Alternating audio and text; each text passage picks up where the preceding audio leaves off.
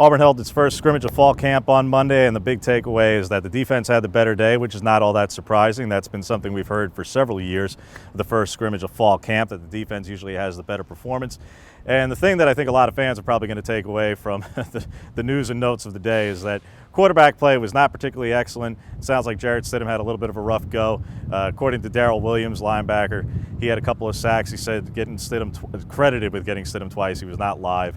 And he said that Stidham threw one interception, which was a pick six for Jamel Dean. There was a second interception from Stephen Roberts, according to Williams, but we didn't know whether that was from Stidham or White. Bottom line, do you put a lot of stock, and should you be freaking out right now if you're an Auburn fan that Jarrett Stidham had a particularly rough first scrimmage of fall camp? I'd say no. Let's be realistic here, folks. As Gus Malzahn said, the defense usually does well in these first scrimmages. Go back 2 years ago. He said the first team defense whipped the offense 2 years ago. That was not predictive of success for that defense. That was not predictive of the woes that eventually came for that offense in 2015. Last year, 3 quarterbacks led scoring drives in the first fall scrimmage and were credited for their ball security in that scrimmage.